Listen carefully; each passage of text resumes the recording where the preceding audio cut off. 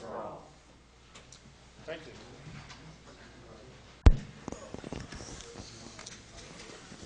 Anybody want a water or someone? Roll call, please. Thank you. Councilmember Lund, Here. Councilmember Cozio, Councilmember Edge, Vice Mayor Moore, Here. Mayor Bach. Here. Is Rick going to come a little bit later? Okay. Item 3 on the agenda, presentation. Item 2, you have several. Oh, I'm sorry. Item 2, public comments for anything not on the agenda. I have a speaker card from Rachel Thompson.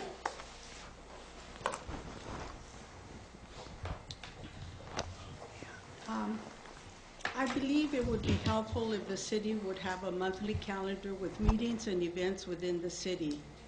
We're a small community and many of us participate in multiple meetings. The calendar can be online, posted at the post office, and here in the front. The last minute meeting date change for the Strategic Plan Committee brought this to mind. 2 of us are on the Strategic Plan Committee. We are also on the Board of Directors of the Aroma San Juan Community Schools Foundation. The foundation meets on the 2nd Monday of the month. This month, the 2nd Monday fell on November 11th, which was a holiday. The notice had already gone out about the strategic plan meeting on the 12th. We had committed to the philanthropy event early in October at $40 per person, and that fell on the 14th.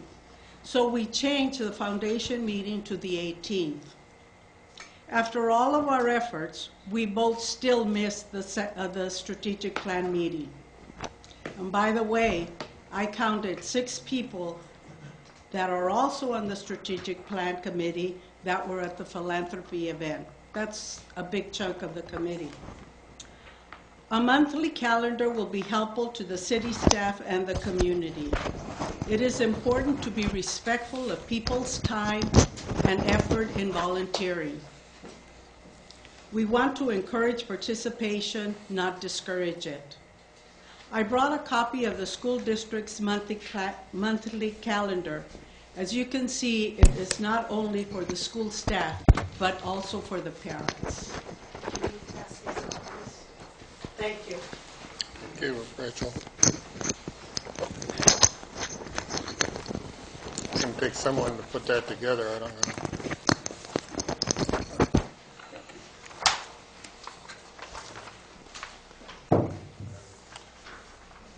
Is there another? I have a speaker card from Daniel Powell.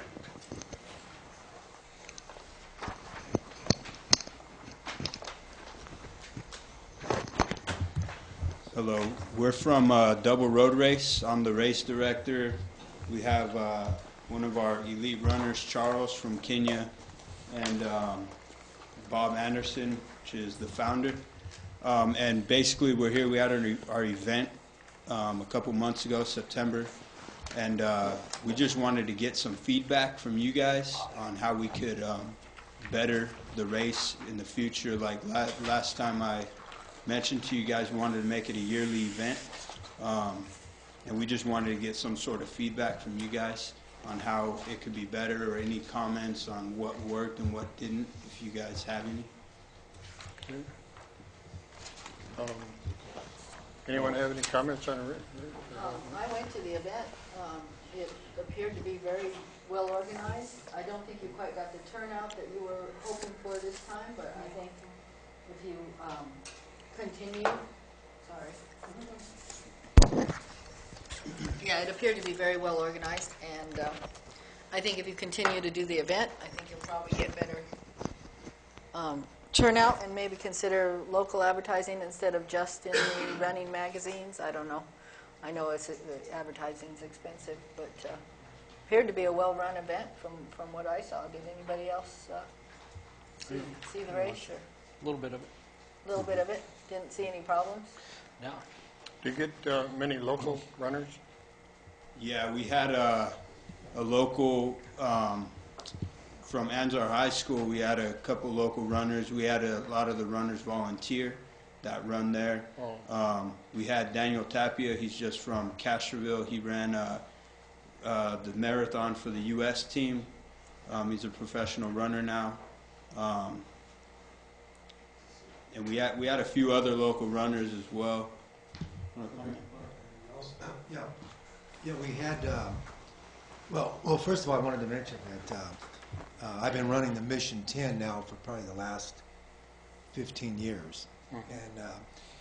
And my wife and I, we've come to San Juan Bautista many times and stayed here locally, overnight, and we really like this community, and that was the key reason that we wanted to bring the event here, even though it's a little bit far for some people to drive, but as the event grows, I think people will drive, and I think that it will also bring some good business to town. But the course, going through the farmlands and being very flat. I mean, we had a world record set here. Sarah Couch set the world record on this course, and one of our runners that we work with, Charles, who's from Kenya, he was 4th place, and he was beaten by Daniel Tapia, a local runner from Castroville, who also does the Mission 10. So we like this community, and we like the people here, and we're only here because of that. And we're really happy to have you guys let us have this event here, and we really are hoping that this will be an annual event and that it would grow, and that the city is going to like the event and it's going to work for all of us. Great. Okay, well, we'll give you as much encouragement as we can, and hope to see you next year. All right. Thank you. Fantastic. And we Do hope we to. have an email address or a contact phone number for your organization? Yeah, it would just be bob@doubleroadrace.com. Thank you. Yep. And Okay. I think Charles just wanted to say My name is Charles Materi from Kenya. I'm a professional runner. I think the first race I did when I came to US, the San Juan Bautista double race was my first race, and I was happy about it. Even if I was beaten by US guys, because people know Kenyans are the fastest runner, but not, it's only training. I'll be happy to say that if I will come next year and be hosted by you the way you hosted us and allow us to run that race, I will be happy. Yeah. Thank you so much. Welcome. Thank you. Thank you. Nice to have you. Is always the race going to be in September, or are you going to alternate in different times? Well, the one thing is that we think one of the reasons for the low turnout the first year was there was a major race in San Jose Yes. the following weekend, which had like 13,000 runners. And so we wanted to move it, keep it in September. We think that's a good month because we don't want it to be too hot. And it seems pretty predictable weather-wise in September. And so what was the date? September 20th, so 1 week earlier. Oh, yeah. And I believe that fits the calendar, right? Yeah. And I mean, does September seem like a good time? Yeah. Do we have any other big events in September? I'm trying to think. Is there arts and crafts? Well, they'll have to coordinate the calendar. Yeah. But this is an event that literally, I mean, it could be, if it makes sense. I mean, this could be 1,000, 1,500 runners, and probably people coming from out of town, and of course hotels and restaurants and things like that. But now, and I don't know, parking. I mean, would that if this race grew to be 1,000 runners or 50, would that be a problem? Do you think? Well, we would just have to coordinate it and make sure that the parking throughout the community is not going to clog up the roads and stuff. Yeah. But it's just a matter of logistics. Yeah. Yeah. Hopefully we can work. It used to be on Flea Market Sunday, we'd get 60,000 people in this town. Now it's Wow. way down, but Wow, I mean, they were 60,000? In they its were house. parked all the Thousands way out not by too the bad. highway there. So Oh, my gosh. Yeah, fantastic. Hey, thank you very much. thank you. Yeah. Thank you. Thank you. Okay. Any more cards? I have no additional speaker cards. Okay. Would you show Mr. Edge as being present? Okay, moving on. Presentations. Item A, presentation of fiscal year 2013 audit. Bryant Jolly, auditor. Oh, Mr. Mayor, do we want to consider moving 4F and 5D up? They're all related to the audit.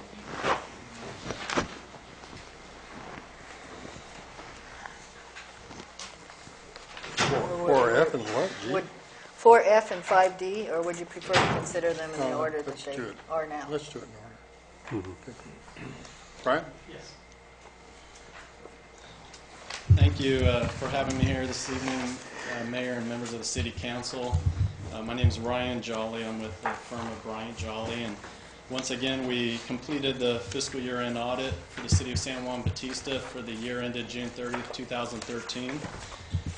If you don't mind, I'll just make a few comments, and then I can address any questions you may have. Hopefully, you've had a chance to look them over in your packets. Just beyond the table of contents is our independent auditor's report.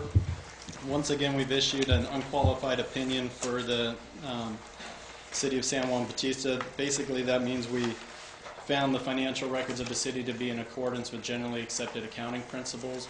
The letter has changed somewhat this year.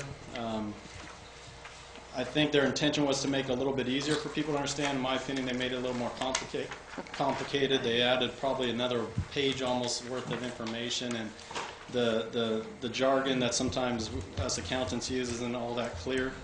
But on the page, to start with the opinion letter, we are identifying what we're reporting on as auditors. The next paragraph has to do with the management's responsibility for the financial statements. And then we address our responsibility as auditors, and then we issue our opinion on what we found. On the second page has to do more with the governmental auditing standards, and I'll address that report that we issued, and that's at the back of the financial statements. Just beyond that, on page 5, this is where we report on the general funds activity. This is the only major fund that the city has, and that's based on certain criteria that we follow. And the general fund, once again, looks pretty healthy overall. If you notice on page 7, you had a surplus of almost 100, or approximately 196,000. That's commendable, based on cuts in funding and based on what the city's done in cutting back expenses. So the general fund looked good.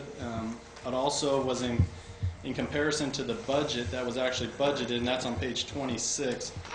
You'll notice that the budget or the actual revenue exceeded the budget amount by, or the net income exceeded the budget amount by about 135,000. So that was very commendable by the city to achieve that.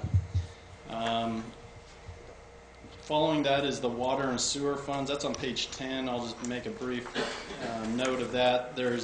Both of those are in the positive. The water fund had a surplus of 39,000. Sewer had a surplus of 25,000. So both those funds appear to be operating as intended. Both these funds do owe the general fund some money. So over time, that will be a potential issue. Right now, these funds are paying off other debts. But in order to pay off the general fund, either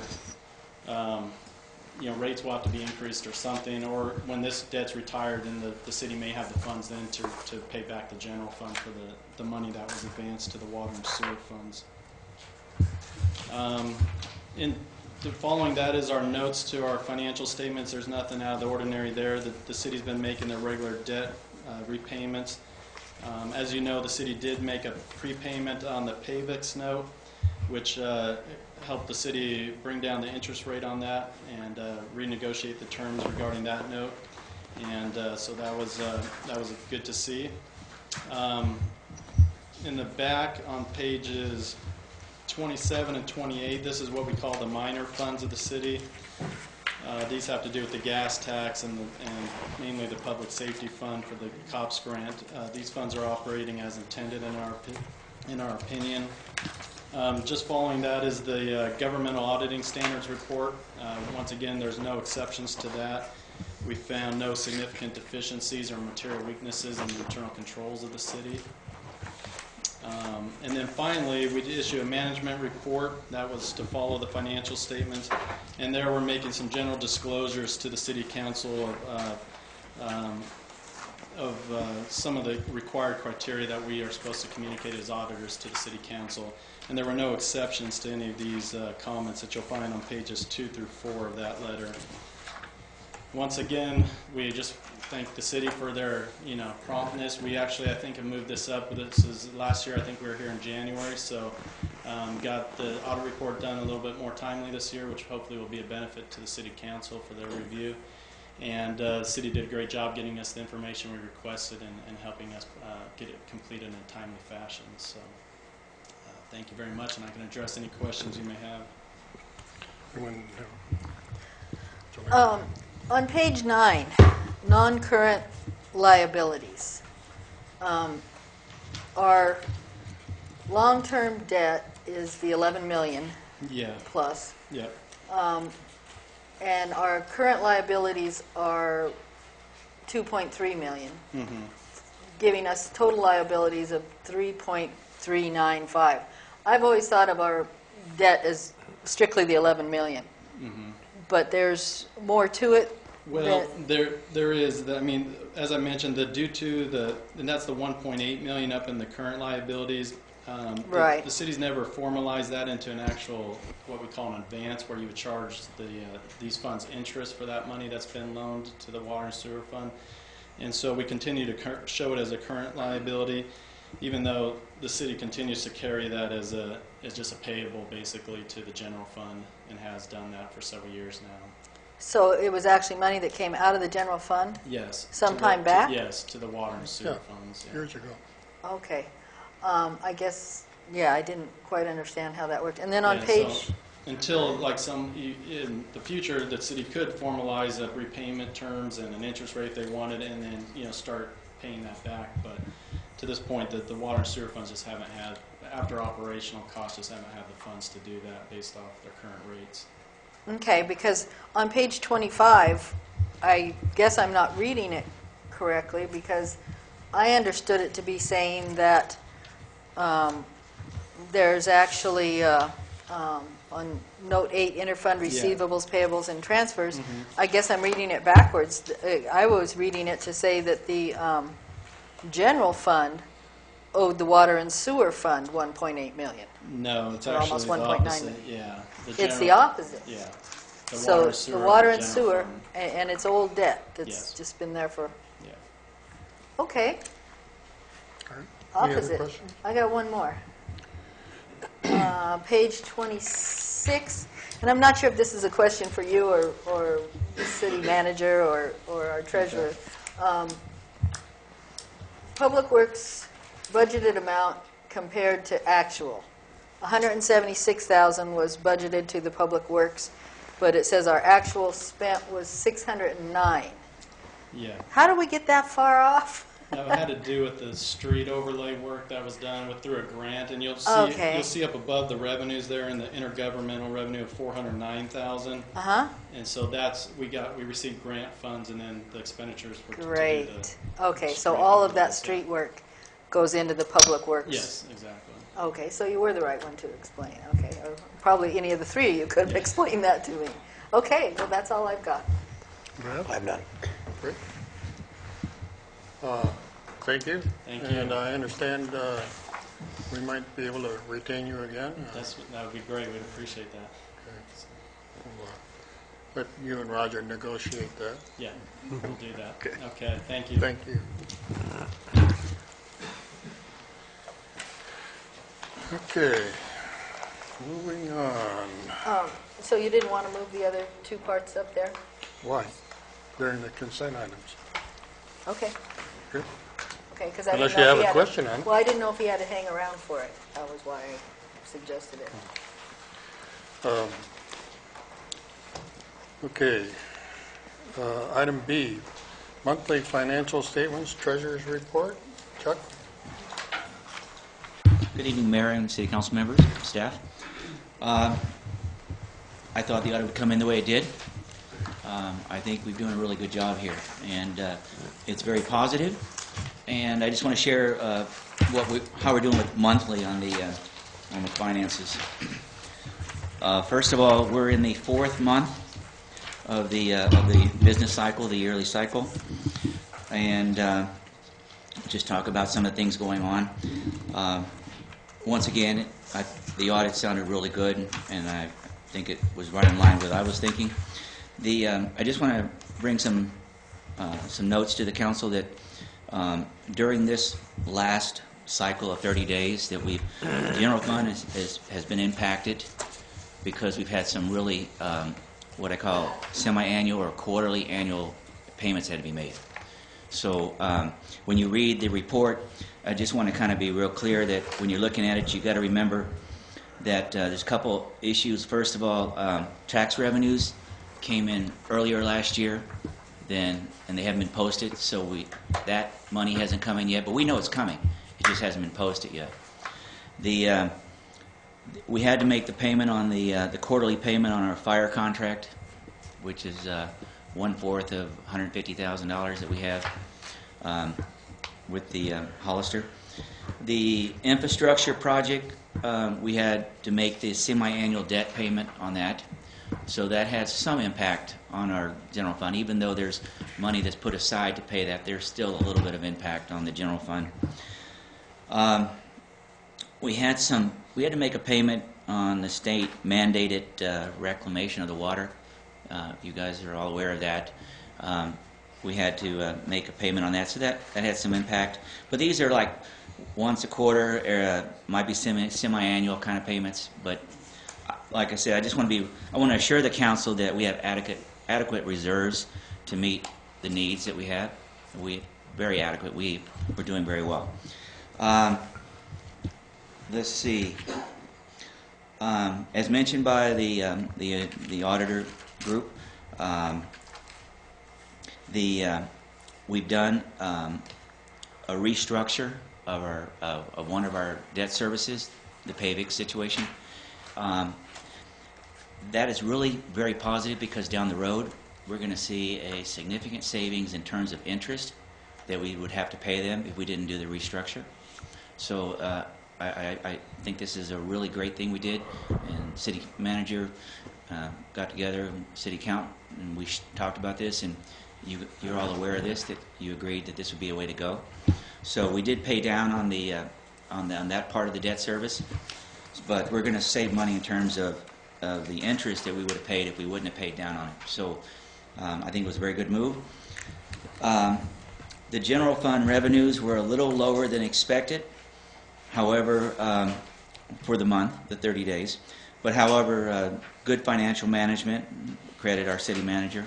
Our projected expenses were also lower than projected.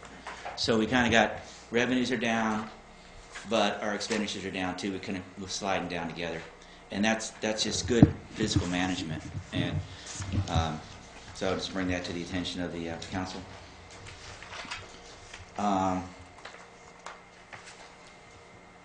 I just want to ask, was there any questions on the warrants that you received? I'd like to have that open to the council at this time. Yeah.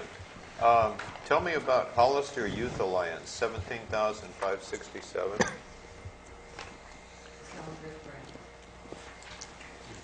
That's that CalGrip grant that we signed. What was it? That CalGrip grant that we signed, Al DeFoss, is for the Youth Alliance. Oh, okay. Yeah. It's not coming out of our pocket. Okay. I mean, It's a grant, so it's just kind of moving one money from one place to Just another. rotating through. yeah, I had it circled too. Well, not a lot of money for Little League or something. Any other questions on the warrant list? Community Solutions, does that have anything to do with that grant money too, or is that something different? That's the It's same, the same that's also thing. CalGRIP grant. And, let's see, most of these other large expenditures were the firehouse, Roger, Yes, yes. Yes. and/or PG&E. And by the way, we're really close to being finished with the firehouse project. Great. I mean, it looks great out there, and I tell you, they've done the painting outside, you know, and I know Roger's only got a few more things to do, but this project, I think, came along pretty quick. There were a few bumps in the road, but I just think that it looks good. You know, I think it's almost like a show place. You want to show people how nice it looks. Yeah. Well, and even if it comes in under 100,000, which is more than the original estimate, it's still an incredible bargain for what we're getting Oh, absolutely. out of it. And I think, Roger, it will come in at least under 100, wouldn't you say? That Yeah. The drywall kind of surprised me. Is there anything else in that drywall, 7,700? No, that was it, yeah. We also got about 3 payments to PG&E, totaling about 18,000 in just the month of October. Right. Is that- I know. is that a before, Roger, now, and didn't one of after? them come in? It was a rollover from last month. Yeah, they occurred from last month, and it was a late payment. That's why sometimes we result. It doesn't in- get posted Doesn't get until posted, yeah. like it. It's just like sometimes it comes in on like Thursday, doesn't get posted till like Tuesday. So Because we had like 3 payments of over $5,000 each one in 1 month.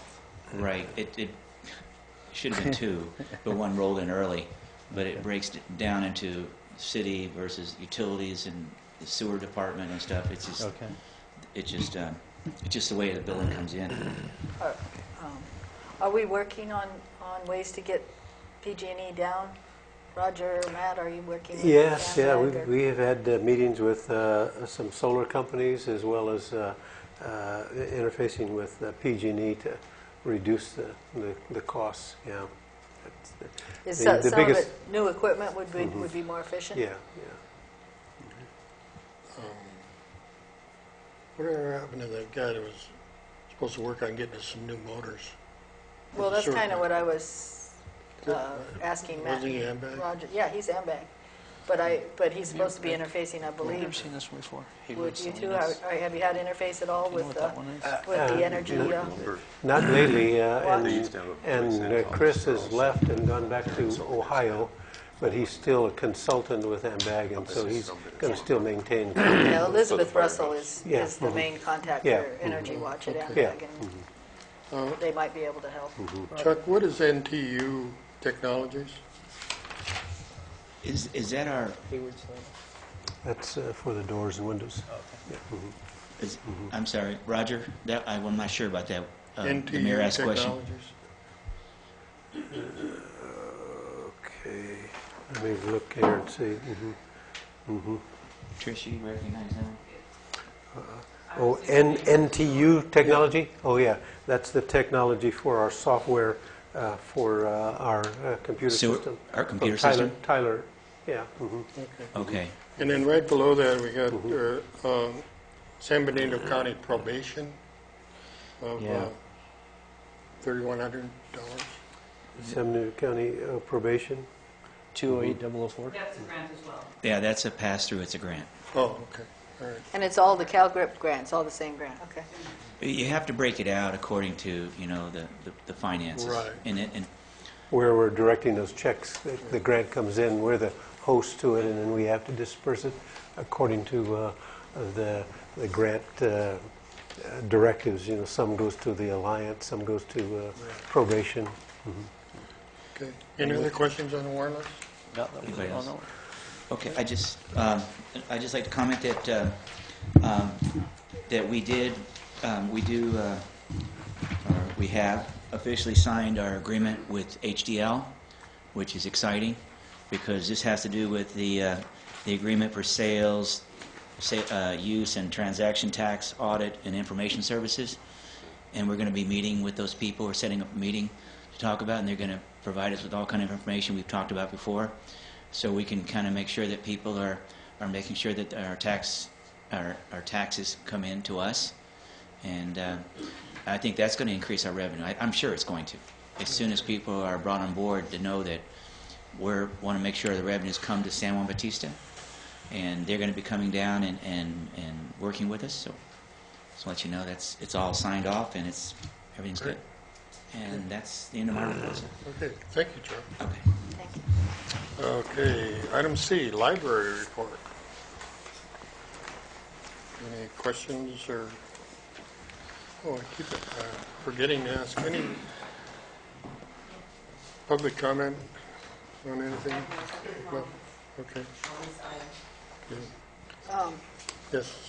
Trish actually pointed this out to me. I didn't notice how much bigger the patron tally is for October over other months. So I guess getting a lot of new books and. Well, and then I talked to Dee Dee about it, and she said that she's getting a lot of people, new patrons, and a lot of them are coming from Hollister because Hollister is not open as much as our library. Wow. And we're only open half a day. Yeah. And so that's not too good for Hollister. And then she got a $10,000 grant to buy books with. She bought 900 and some new books. So, yeah, so that's great news. Yeah, she's doing a good job. Okay. Fire chief's report. Good afternoon, council. Good evening, council. I have so many meetings. I've just got a couple things to cover with you. First thing is we did sign the contract with South Santa Clara County for an auto aid agreement in the north part of San Benito County. It also comes down the 101 corridor to the biddable area and into the San Justo? What's the road? San Justo Road there towards Earthbound. So there is some area there that covers this San Juan Valley. So we signed that contract. It's moving forward to their board, and we should be doing pretty good here. Also, we started a youth program. It's the Boy Scouts of America, the Explorer Post for Fire Science, for kids to explore the fire science field. This is children ages 14 through 21. Hopefully at 18 we can move them into the reserve program. But we did start that program. We're recruiting now for those explorers. We have 5 to 6 kids that are interested, and hopefully in January we'll start that program up and running with those 5 kids and hopefully more. So any youth that want to join and learn about the field of fire science, they can come over and contact one of the fire stations and we'll get them going. Also, the call volume map, I have it up here. This is the calls that were through September 1 through October 31st. There's 21 calls in the Station 4 area, which is covering San Juan. So far, Station 4, since July 1, has gone on 94 incidents out of the station, the reserves and paid staff out of the station. So just to give you some totals. But this actually is a breakdown for the whole county or the whole consolidated fire agency. Most of the calls are still in the city of Hollister, haven't changed there. We have a little cluster of calls up in the North County and around San Juan. The rest of the county is sparse as far as calls, but it's 1,400 square miles of rural area in that green section down below. So if there's any questions, that's pretty much an update on how things are going. Go ahead. Last night at the neighborhood watch meeting, yes, one of the people brought up the painting of the curbs by the fire hydrants. Okay. And in fact, one guy volunteered. He said if you give him the paint, he'd get out there and paint curbs. And then, but it's a good for your explorers. That's a project, yes. And we need to test hydrants yearly, annually. We test the hydrants, make sure the flows hasn't changed. Yeah, that'd be an excellent program. Well, that was the other question last night was they hadn't seen the hydrant flushing, we call it. But, and I kind of explained that, hey, we don't want to waste any water at all Yeah, right right at this point in time. We're down to one well and, you know, it can wait until after the rain or something. That's something I would coordinate with Roger, your public works directors and stuff like that to make sure what time of the year. We usually do ours right in the spring over in Hollister. The county doesn't have a lot of hydrants. Sunny Slope Water is that area.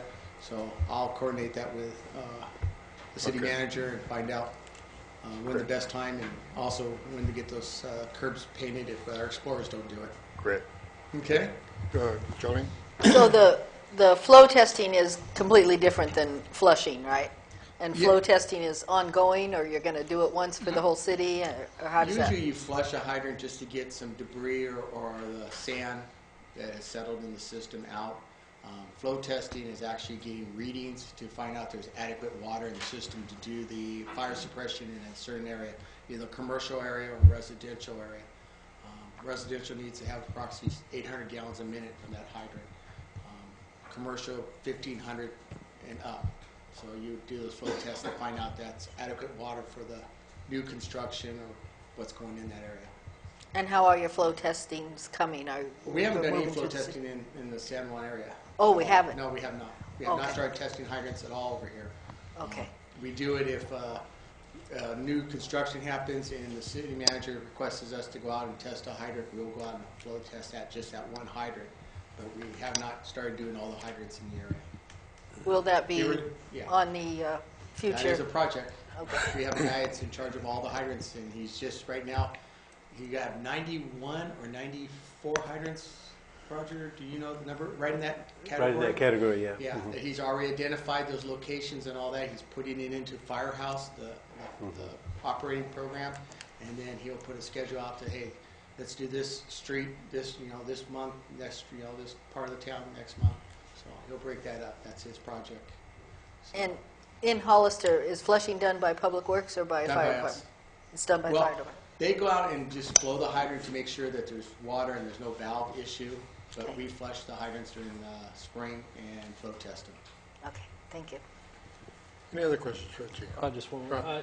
On your Santa Clara agreement with them? Yes. And you said that goes up to San Justo? Yeah, there's a little right portion there. Will they be called on fire alarms or anything for No. earthbound? Nothing? Nothing. Just only on request? Right. Okay. Anybody else? Anything? Thank you very much. Okay. Thank you. Okay, moving along. Item E, Sheriff's Report. And I can't remember this guy's first name. Tony? I hope you remember. I didn't even get it.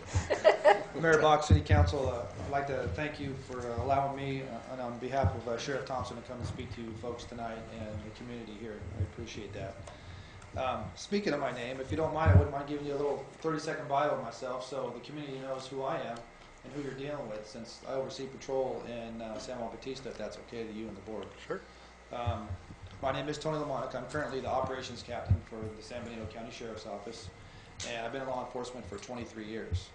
I started my career in Santa Cruz, and I've worked many different types of fields. I've worked SWAT, K-9, investigations. I've worked as a patrol sergeant, and I was also, my hardest job was being a youth pastor in Hollister.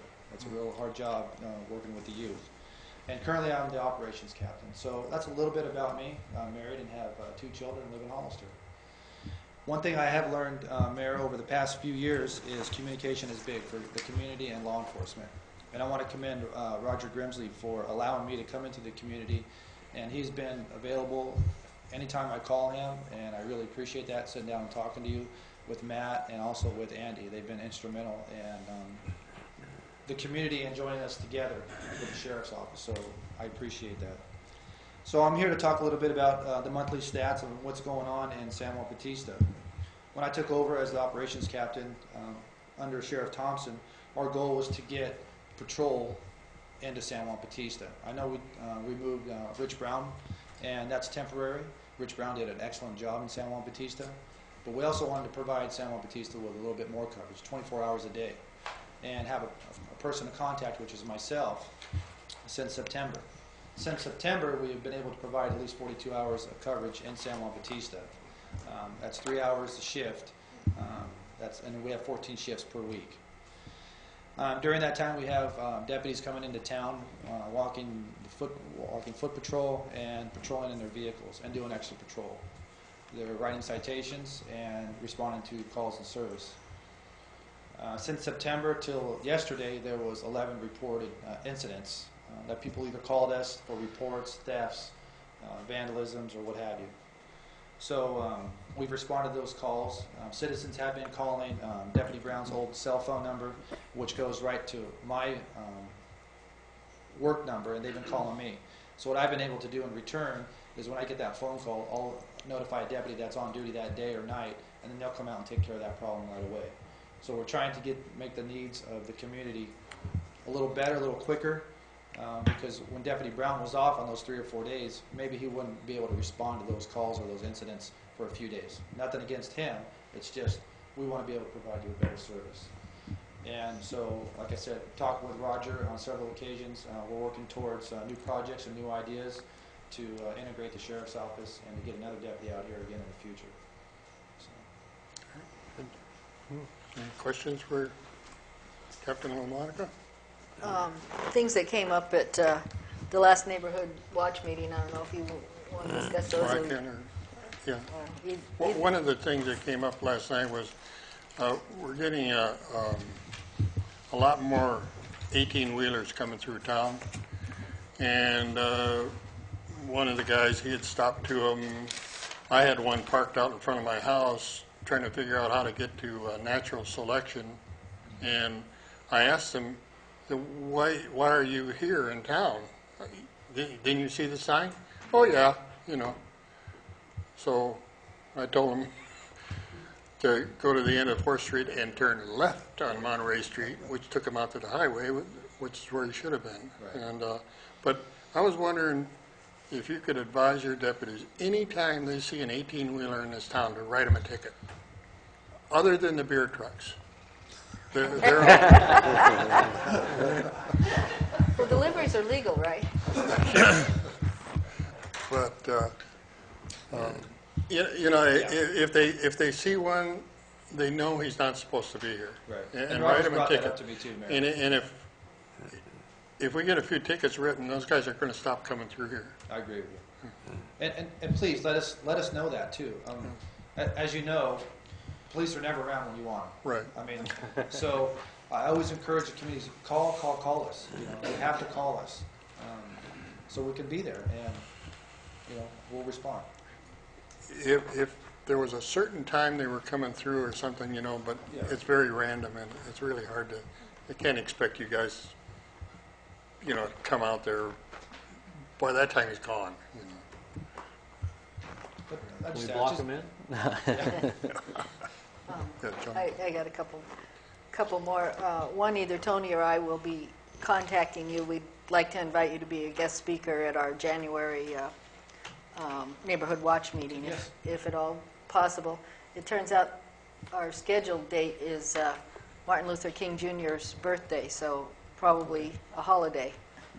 Yeah, just let Roger has my email and phone number. Yeah, okay. Well, we'll contact you on that. Okay, be happy to. But we'd like to get monthly reports, both for the city council and for the neighborhood watch. I mean, it wouldn't be necessary for you to be here every month. Just some sort of incident report, I guess you'd call it, for the past month would be great. Yes.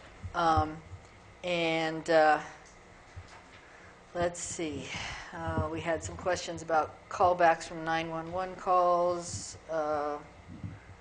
and a few other issues. A lot of the issues seem to be traffic right now, which I suppose is good compared with criminal complaints. Yeah.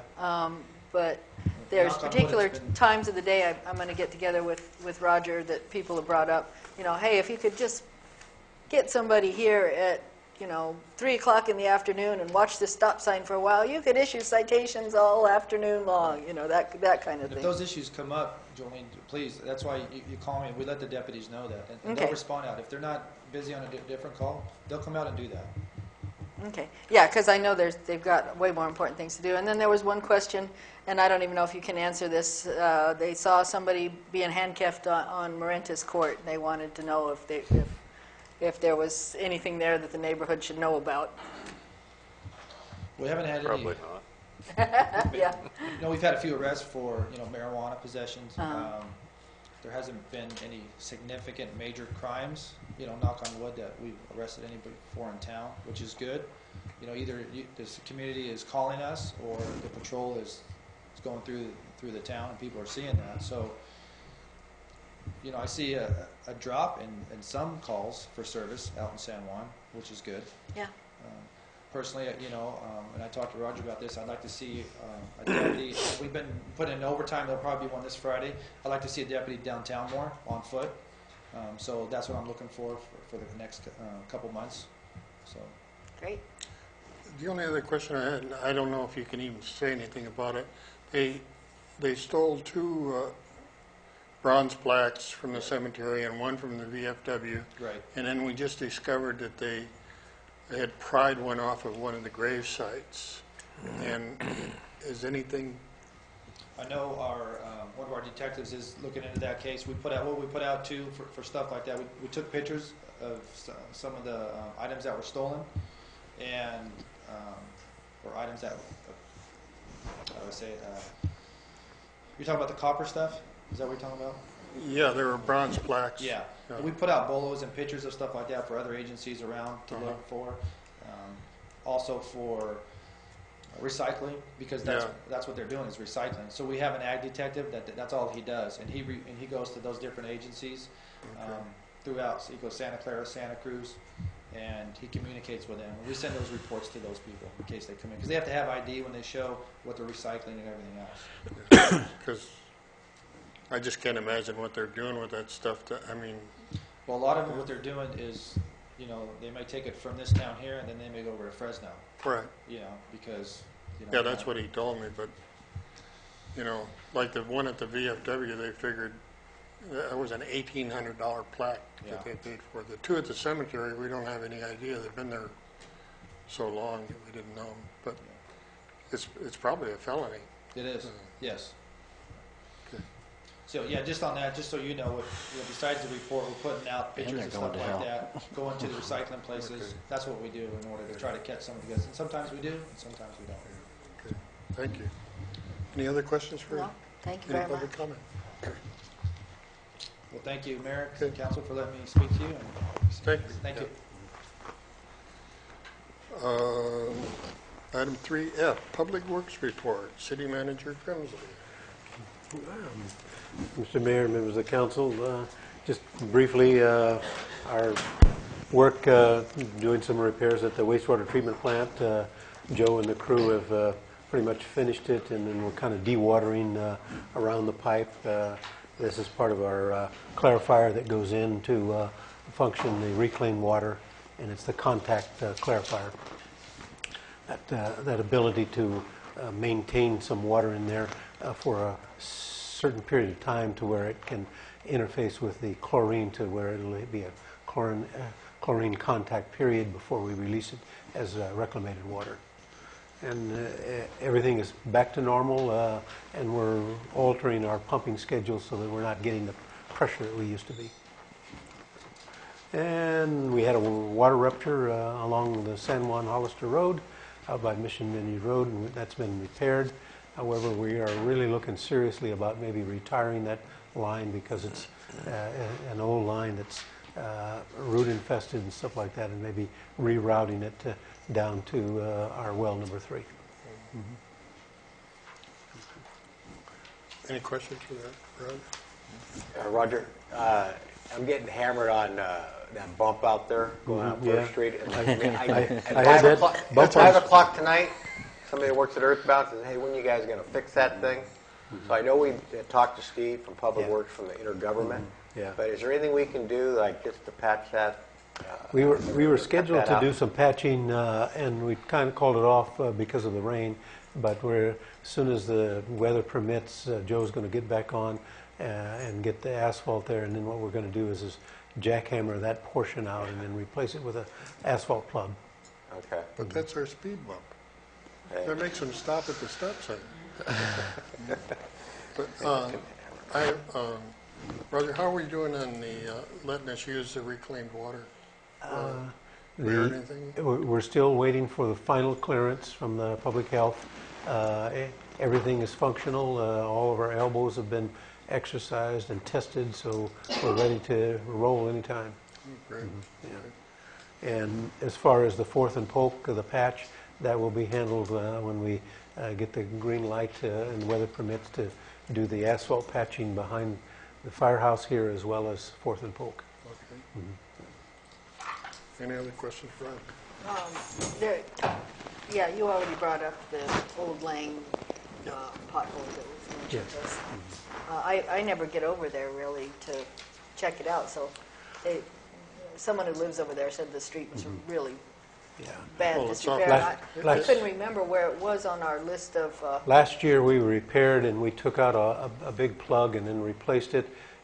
What's happening is a lot of water coming off of in the rainy seasons, and it comes down under the houses and it gets into the road and it gets spongy, and when a garbage truck goes to pick up the things, those wheel loads, and it just breaks up the thing, and so we just have to be vigilant and keep plugging it and repairing it. It's one of those things where the moisture underneath the road is really deteriorating the structural section of the pavement. So is that road high or low on our capital improvement list? It's relatively low on the priority, yes.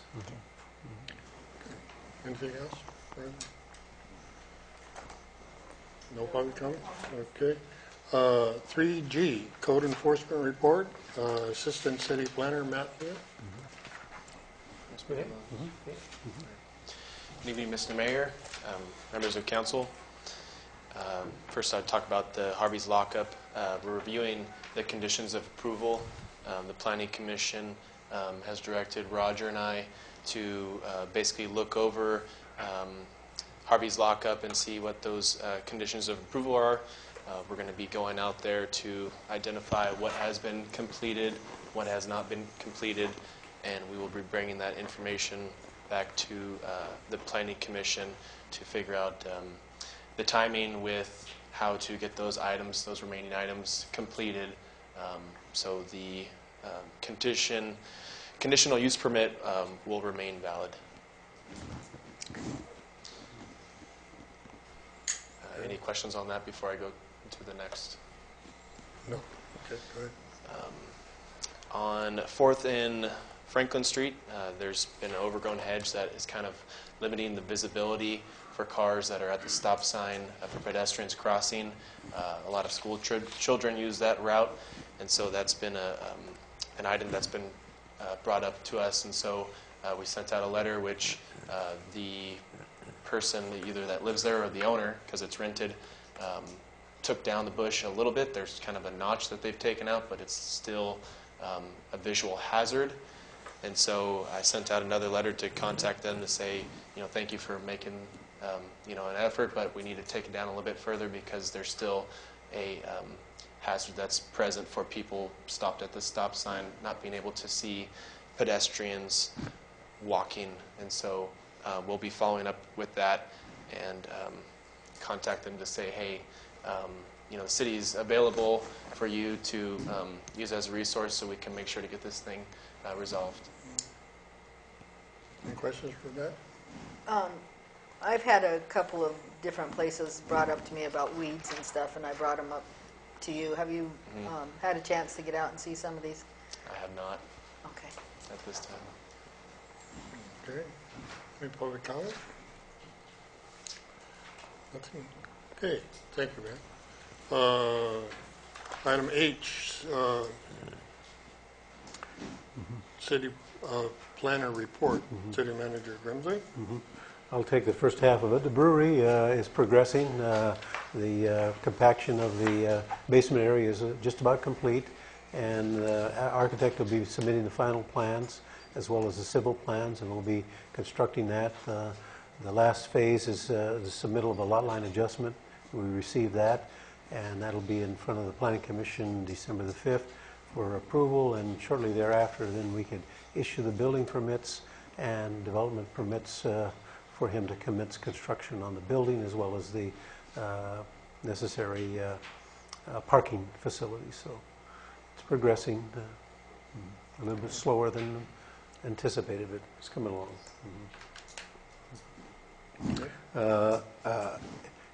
In my staff report there, I had just to bring you up aware of where we're at on the formula restriction business ordinance that was passed back in 2007.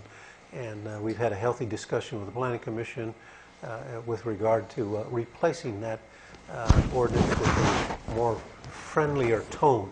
It gives a negative tone, and it has been restricting a lot of developers from coming in to see us about potential new development, particularly in the commercial end of it. So Matt and I are rewriting the thing, and we'll be bringing it back to the Planning Commission on the December 5th to give it a more positive tone, so that we want to invite people to come and talk to us.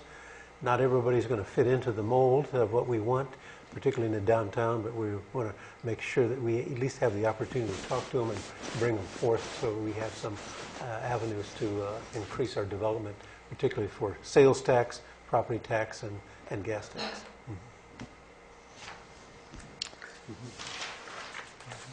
Okay, any questions? Thank you, Roger. So There's more. I'm going to take the second half. Oh, here. there is? Yeah, there's more on the next page. There's a page. To give you a general plan update, I guess starting from the top, the students had come in and collected inventories throughout the city. We had the first meeting, which we had some of the council members in attendance, which was great. And that was on October 22nd. There was some basic questions that were asked, and we were able to gather that input from the community members. And then following that first community meeting, Cal Poly was able to have a plan ban, which was basically a public meeting that's out on the streets, kind of getting people, when they're out doing their daily activities. There was a table set up at the Mission in downtown, and also in front of the Windmill Market. There, the students were able to ask those same questions that were asked at the first community meeting. That information was all compiled, and at our second community meeting, which was on November 12th, Cal Poly was able to highlight a lot of the concerns that were brought up, and they were able to create posters, and they were asking the community that were in attendance that night to vote on the things that meant most to them. And so Cal Poly is going to take that information on to the next process. And then the next upcoming meeting is not yet set, but that date will be coming out probably in the new year, and that community meeting is possibly going to be in the beginning of February. So we'll let you know when that comes up, when we have that date figured out. Do you have any questions? Just one. I was out of town. Did you have a good turnout? Yeah, for so the second meeting? you were at the first meeting, and Correct. so the second meeting had a similar turnout. Oh, I think there great. was a couple more people. Great. There was also some different faces from the first meeting and to the second meeting, so that was good. One of the things I wanted to point out from the plan van was that they were able to catch a good number of the residents that were kind of out and about. And so I know with the upcoming community meeting, we're going to really do a push to get a lot of people from the community to come, since we do have food available at those meetings, so you can have a small dinner. Should help. It's been basically pizza and some drinks and veggies. So, any other questions about general plan? Okay. So, next item I'm going to talk about is the housing element and SB2 implementation. As you know, our fourth cycle housing element is under review by the state currently. Once we get that back, and if we get a thumbs up, then we will be able to adopt that. And at the same time, we have Cal Poly that's going to be they're going to be updating that housing element to meet the Cycle 5 requirements. And so since we're at the end of Cycle 4, we'll basically get it approved, but there's some things that we have to implement before the Cycle 5 can be adopted. And so those items that I wanted to share with you tonight was Senate Bill 2, which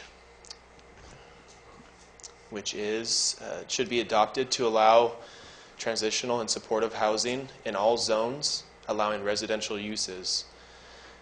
Also, the city conditionally permits emergency shelters in R1, R3, and mixed-use districts, but by right, pursuant to SB 2, the city shall select a zone where it can be allowed.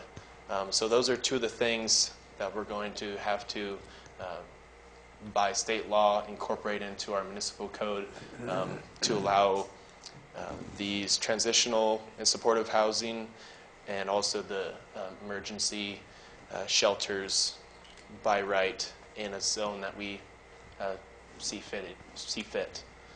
And so those are two things that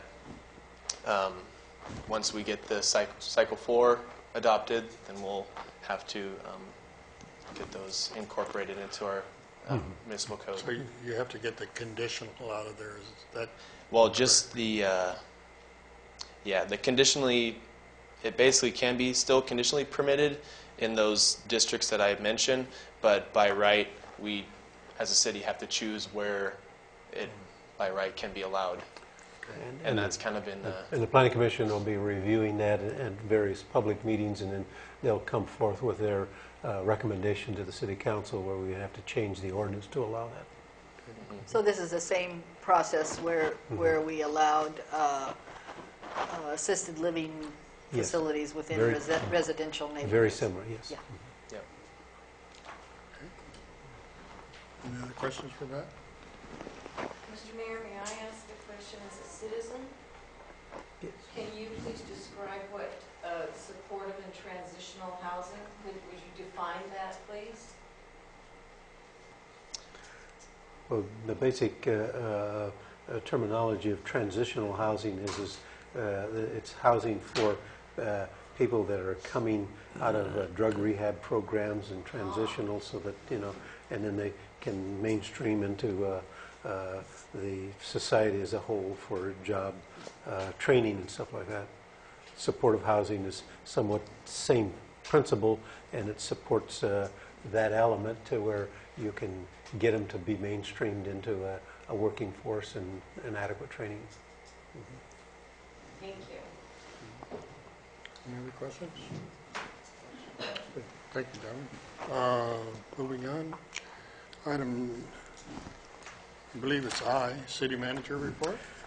Again, Mr. Mayor, members of the council, Firehouse, as we've reported, is coming along good. We're in the final stages, working on the kitchen, and that should be done shortly. And then we'll probably get together with the fire chief and the city council, and then probably have an open house ceremony. That'll be done very shortly. Our tax sharing agreement, we're meeting continually with the county, and we're addressing some of the needs. We had a good productive meeting this Friday, and I think we're zeroing in on a lot of the elements that can be a master tax sharing and negotiated master tax sharing agreement for the city of San Juan. And then once that's adopted by our city council, we will forward that to the Board of Supervisors for approval, and then that will pave the way so that the city council can then accept petitions for annexation. And in the report there, I kind of give you a little bit of detail of some of the issues. There was the council, the Board of Supervisors wanted us to include in there that we will develop a impact fee for juvenile hall facilities. And I think the county has one that's about $357, and I think we can support that and develop that as part of our impact fee analysis for all new residential construction. And the other element was to develop some type of a wording in there that we will work and coordinate with the county to develop the regional housing needs assessments for the county, and see if we can share in those elements so that we can support them in achieving low to moderate to very low housing facilities. Any questions? Public comment? Okay, thank you, Ron. Okay, item J, public meetings and committee reports. Start off, Jolene. Nothing really to report from the AMBAG, except AMBAG had a clean audit also for fiscal year ending June 30th, 2013. A lot of the other discussions were not relevant to us here. The neighborhood watch meeting discussed mostly traffic-related issues, a few of which could be helped by repainting stop on the street and stop bars in the streets, as well as red curbs, most of which, but many of these things just need better enforcement for speed, stopping at stop signs, and keeping trucks out of town. As I mentioned earlier, the Neighborhood Watch Group would like a monthly printout of criminal activity in San Juan Bautista, and it sounded like Mr. LaMonica was open to, Captain LaMonica was open to providing that. I also went to a meeting on renaming Highway 25 from Airline Highway to Pinnacles National Park Highway, and the discussion actually came around to a better understanding of what it might mean to the cities and county of San Benito if Highway 25 became a scenic highway with poppy signs. And it was felt at the group that that might be a more important development than just renaming the highway.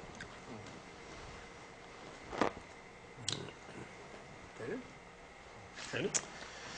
Okay, let's see. It was Robert and I went to 2 meetings on the first Thursday of the month, and the one was a fire committee meeting. And basically, we got the same update today from Chief O'Connor regarding the South County contract and the call volume. The intergovernment, basically, Highway 25 was brought up, and maybe a 1% sales tax in the county. The library seems to be a big up-and-coming issue. And that was discussed. The rest of the items were shopping carts and trees and proms within the county. Then I went on to a water board meeting, and not much to report there except for the community. There are rebates for Energy Star dryers and washers, and they will come out. Leo will come out if you have a toilet that's leaking or running or issue. They will come out at free and take care of the problem. Okay, thank you. Rick? Nothing to report from LAFCO, and I have the Strategic Plan Committee on the agenda for later. Oh, okay. Robert? Well, the same 2 meetings that Andy was talking about, except for in the Fire Council, we were trying to work out a little bit more of a auto aid agreement with Romas. Got a little interesting. We haven't been able to progress on that yet. Other than that. And I have nothing, COG, nothing related to San Juan Bautista. Okay, moving on to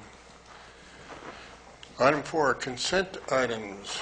Does anybody wish to pull anything from the consent? You have amended minutes. Yeah, we do have. You Yeah. got the amended minutes? Mm-hmm. Yeah, okay. So you want to pull D and E? Well, you don't have to pull them. Oh, you don't? Just show that it's amended? Acknowledge that they've been amended. Okay. Let me just look real quick. Do you need motions for those? Yes. I'll make a motion. Move to approve the consent agenda, A through I? A through I. Mm-hmm. Yeah. I'll second. Okay, moved and seconded to approve the consent agenda. Items A through I, and with the Is it on? D and E, the minutes were amended or corrected. All in favor? Aye. Okay, motion carried. Item 5, action items. Request by Councilmember Edge that the council consider additions to the strategic planning committee membership. I think last month we added somebody, but this month I don't have anybody to add. We need to remove. We have in October. I have 2 Septembers. I'm sorry? I was trying to look at the minutes real quick, and I couldn't figure out why I had 2 Septembers and no October. So I couldn't check them. I wasn't fast enough. Okay. Continue, please. One of our members has had to resign, regrettably, because she's overcommitted. That's Val Eglund. And then several others are leaving because they haven't been attending meetings, but some of them are still interested in being part of the subcommittees that we're forming. And just real quickly, we're going to be, well, not yet, but we are soon going to be transitioning to quarterly meetings of the full committee and basically subcommittee meetings on various parts of the plan. So in addition to Valerie Eglund, we also need to remove Dan DeVries, John Ferreira, Stuart Organo, and Kenan Valdez. But like I said, some of these people want to remain active with the subcommittee meetings. And anybody can attend the meetings. Right. It's just that by having these people officially listed as members, we have a quorum problem if they don't come. And so we're going to remove them, but not prohibit their participation. They're free to participate. So, and we're breaking into subcommittees at this point, too. So those are the names that we need to remove, and that'll help us make quorum whenever we have a meeting of the whole committee. Okay. So I need a motion? I'll make the motion. To remove those. Yeah. I'll second. Did you get the names? No, but I'll get with Rick. Okay. I have Dan DeVries, Kenan Valdez, Stuart Organo,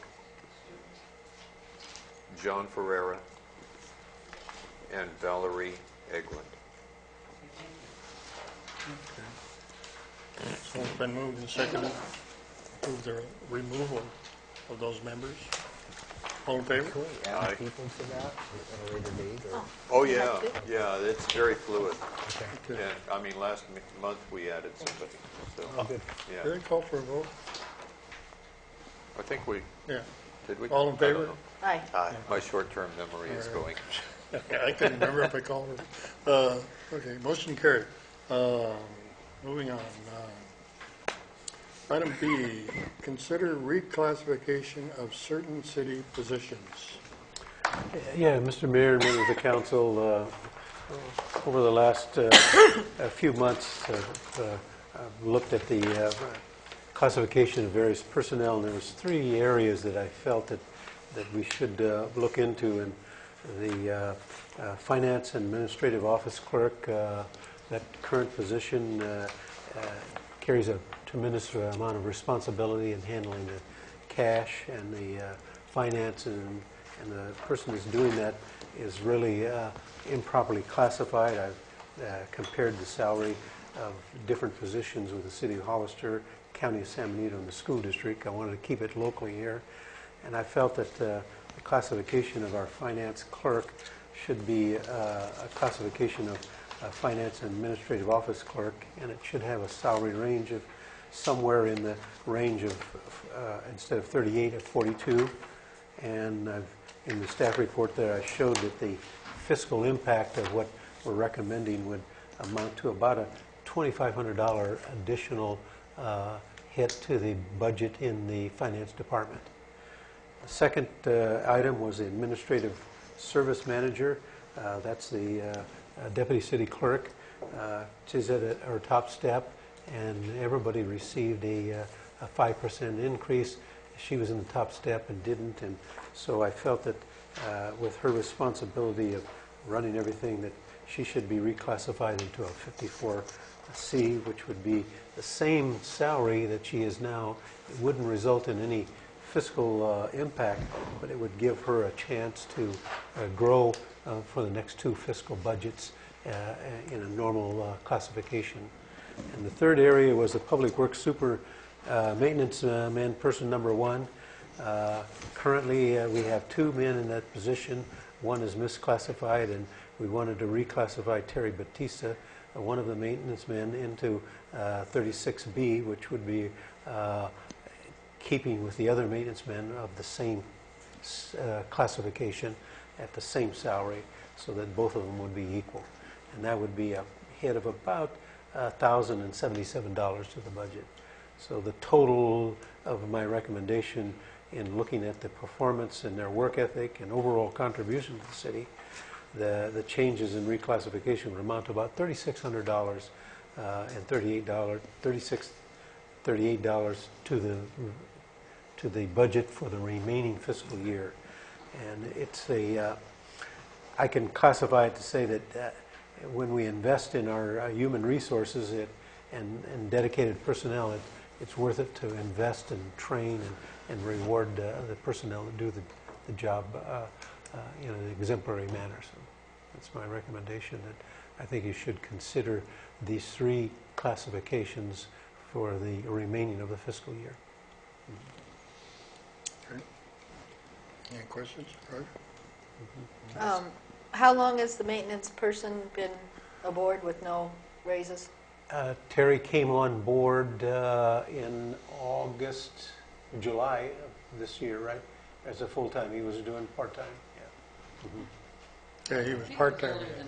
Earlier? Before the But roughly 6 months at his 6-7 months. It was position, just right so- at the end of the fiscal year when we put him on Yeah. permanently. Yeah. So that it makes sense that after 6 months of good performance that you would want to Yeah. give him a small bump. And of course, reclassifying the deputy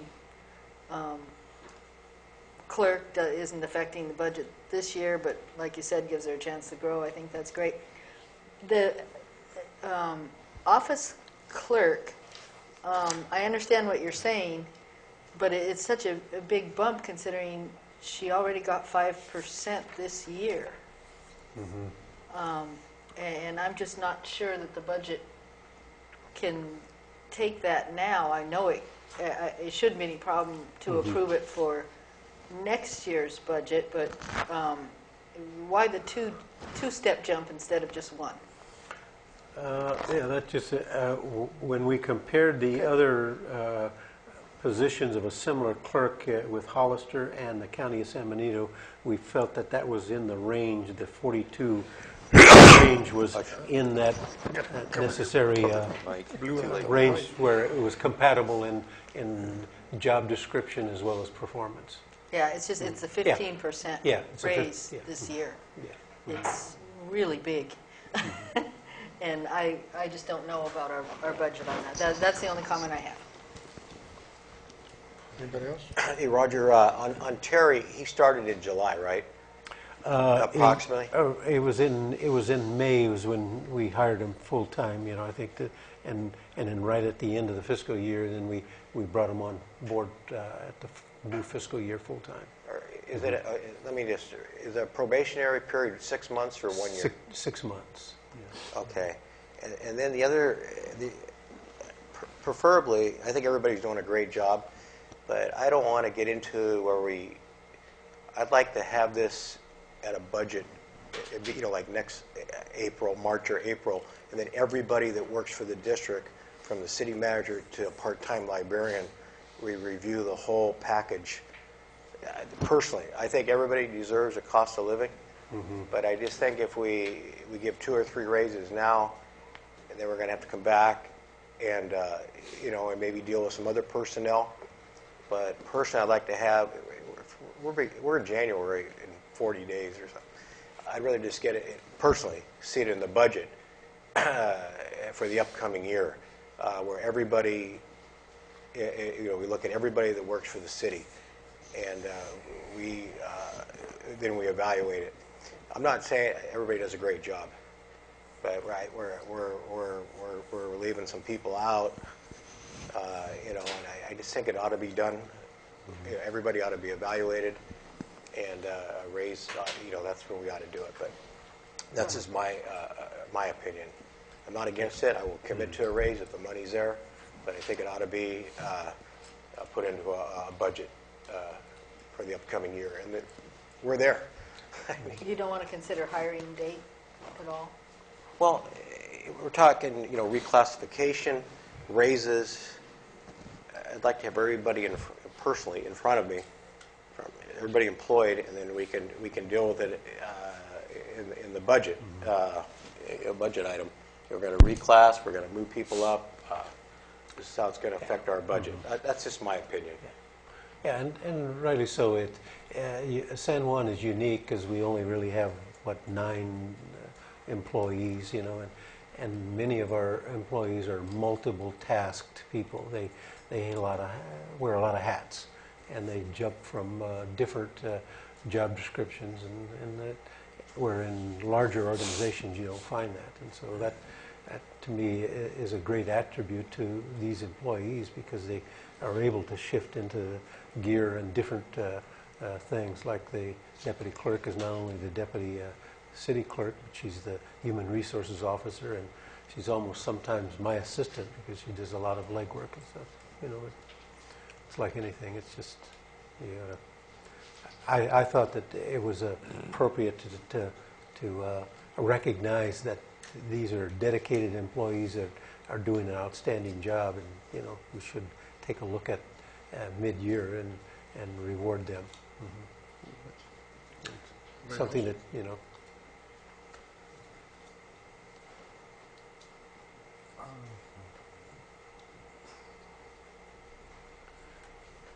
We're 40 days. I understand how you want to, wait for that part of it.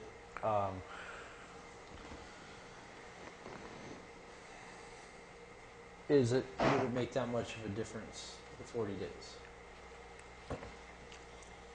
I guess I was talking about the next year's budget, and I personally feel that if we're looking at, I think everybody does a great job. They go beyond, they work 110%, but I'd rather evaluate, all our employees and put it in the budget. Well, next year's budget wouldn't be until June. Correct, but I'm saying we'll be back at the table in March, and if you want to put a retroactive for a certain period, I wouldn't be against that, for some employees, but it's just, how I feel. I see the positives on both sides. It seems like we did this once before. We were faced with a budget year. mid-year thing, and we put it off till the budget. I can go either way, so I'll let everybody else decide. I'm there too. I see the positives on both sides. Actually, I'm supposed to be the deciding vote if it was 2-2, but I have to say that I really think these people deserve this, and it's not. We have to consider that if we don't give them a raise, we won't be able to give them a raise until next June when we give them the budget, when we put it in the budget. And the only thing we're really faced with these days is cost of living increases, which is really not valid as far as I'm concerned. It just doesn't make that much difference. So I would like to see us do this, very honestly.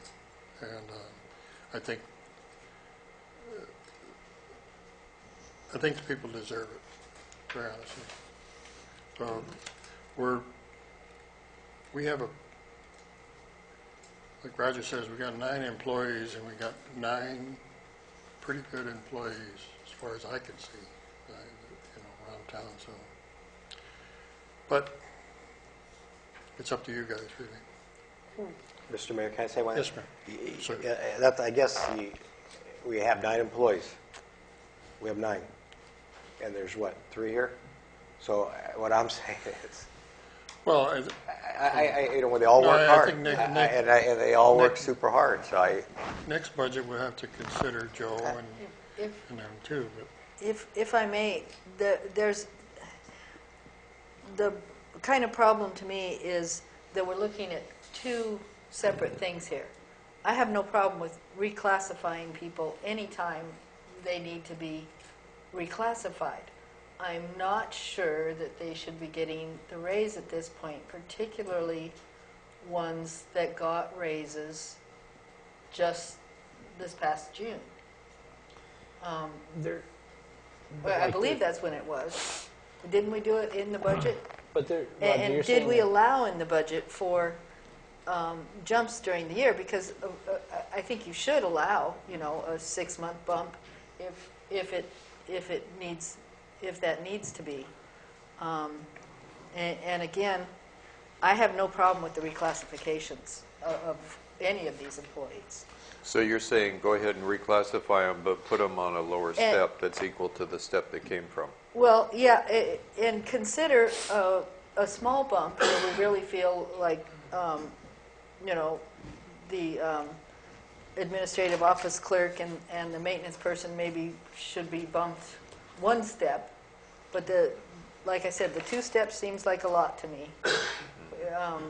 And maybe if it was budget time, I might feel differently about it, but it's not. We have to fit it into this year's budget right now. And, consider reclassifying them, giving the 2 that Roger recommends a 1-step bump as of December 30th or something, some kind of date that makes sense. Call it a 6-month or whatever, and then look again at their salaries in June when we have the budget in front of us. Or for June when we have the budget So in what front of you're us. saying is It'll this- actually be March, like you said, when we look at it. Instead of a 2-step would be a 1-step raise? That's okay. that's where I feel, and it's not, to be mean or anything. It's just I can't that's imagine giving anybody a 15% raise in this economy. I'm sorry. Okay, I would agree to that. A 1-step, the 1-step, and the step raises. But As of pick an but a effective caveat that that the council, hopefully, just my perspective, will come back and look at everybody that works for the city.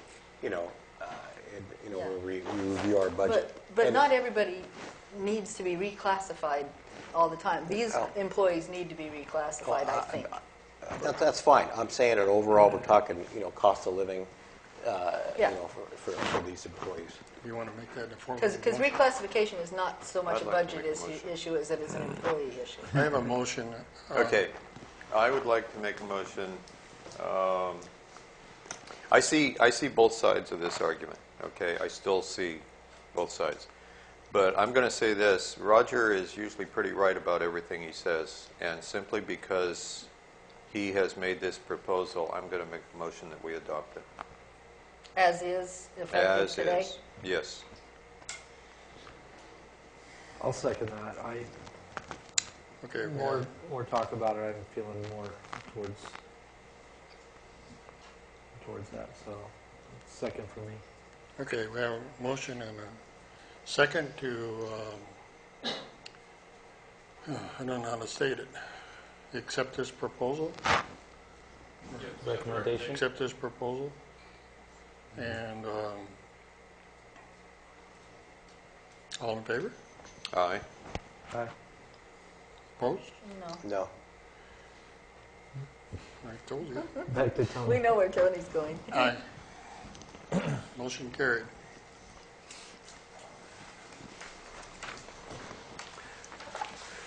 I think the employees will be very respectful of the city council's position, and I think that they're going to demonstrate their loyalty and dedication by showing the effort. we'll be keeping an eye on now.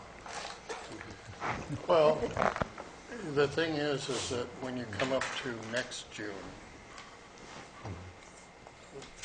basically Roger is going to have to evaluate all his employees. And if they didn't do what we just gave them, you know, they're not going to get another raise or whatever.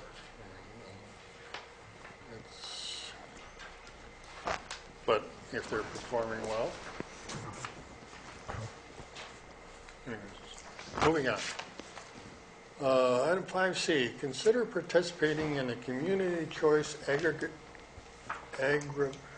aggregation project development advisory committee.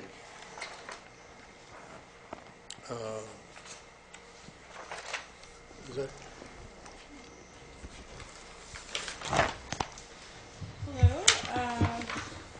Thank you all for having me here today. My name is Brennan Jensen. I'm here from Monterey Bay Community Power. It's my great pleasure to return to your council this evening to revisit this concept which was introduced at the previous city council meeting.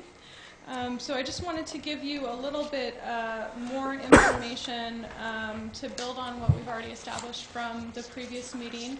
You should have been provided in your packet with some additional information. There's a PowerPoint presentation there, which I'm not going to go ahead and project, but we can talk through that information.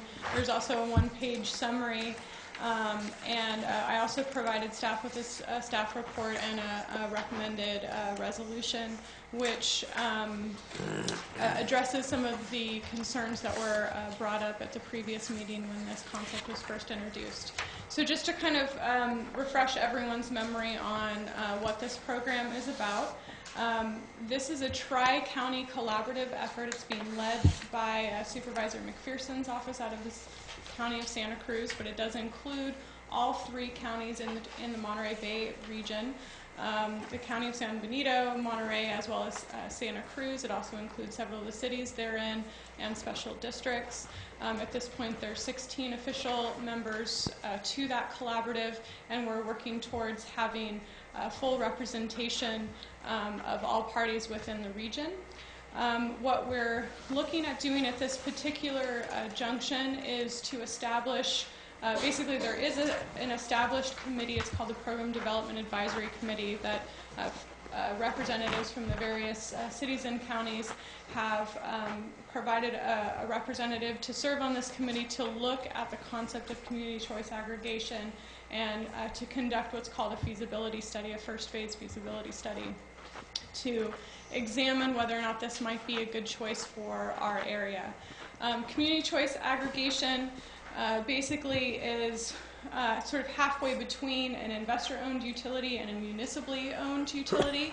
And what it is that the local government then takes on the responsibility of providing the procurement and or generation of energy for a particular community, but all other electricity services are retained by the investor-owned utility, in this case PG&E. So PG&E still continues to do all distribution, maintenance of the lines. They still are the primary contact to the consumer, but the generation of electricity is determined by the local community rather than a separate utility. The benefit of that, there's several benefits to that. Number one, it provides the community with choice. So both from the particular residential consumer or the business consumer, they get to choose if they want to stay with PG&E or if they want to be part of this new community choice aggregation program. They also, there's also choice in terms of where the electricity comes from, which is something that is really important to many of the folks that have joined this coalition, to look at ways that we might be able to increase the supply of renewable energy technology that is being provided within our energy mix rather than relying on dirtier sources. And that's a mechanism of protecting the environment, also helping to achieve our greenhouse gas reduction goals for the region. Perhaps the bigger benefit is actually an economic benefit. And so presently, all customers, when they're paying their monthly electricity bill, that bill goes to an investor-owned utility that has responsibilities towards shareholders. Under this model, those dollars then stay here in our local community and can be reinvested into new projects that can help to further reduce greenhouse gases, help create green jobs here in our local community, and have additional economic benefits to our region. So that's really a big piece of the potential benefit of this program. So, and I also just wanted to mention a little bit in terms of kind of the rate structure. The goal of the program would be to provide this higher level of renewable energy mix at parity with PG&E. There's been one county that has moved forward, in Marin County. They have established a community choice aggregation program. They're in their 3rd year. They have 91,000 customers. They've completely paid off their bonds with interest, and have been able to, are now providing 50% renewable energy to their customers at parity with PG&E. So the potential really is quite tremendous. Presently, they're taking in about $60 million per year that is able to be reinvested in that local community. So you can start to see some of the potential benefit here for our region. So that all sounds really good and positive. What we're wanting to do really at this particular point is just look at this concept a little bit more in depth, because it looks good on paper and we want to know if it's really right for our community. So this first part is a technical feasibility study. What we're asking for are 3 items, and that is your participation in the Program Development Advisory Committee. And your participation is sort of up to you in terms of what you want that participation to be. You can be a member in name and receive regular updates on what the committee is up to, provide whatever level of input you want to have into that process. The second item is to actually designate a member to serve on that committee, the Program Development Advisory Committee, and again, that is an elective choice. So you can either have one of your staff members serve on that committee, or you can empower another member of the committee to act on your behalf. In some cases, there are particular cities that are empowering their county to serve on their behalf, or a special district, for instance, to be their representative rather than actually having a physical member present. So that is your option. And then the third item is to authorize the use of the electrical energy data for your city to be included in the study, and that's really the essential piece of this first phase, is to see what energy is being utilized, what resources are available to be able to provide that perhaps in a cleaner way, and what would the cost structure look like as we start to move forward in this direction. You'll also notice that the specific language in the resolution specifically talks to the concept of cost to participate in this first phase. So you are under no financial obligation to participate in this study. The study is being funded through third-party funds. We're looking at private donations and grant and foundation contributions. We're close to halfway there to our target, so we're feeling really good about that in terms of being able to complete the study in the next year. So no financial obligation to participate, and you're also under no obligation to actually participate in the formation of a community choice aggregation program should the overall committee decide to move forward with that process. So that would be a separate action that would be brought before your board at a later date, depending on the particular outcomes of the study. Okay. Great.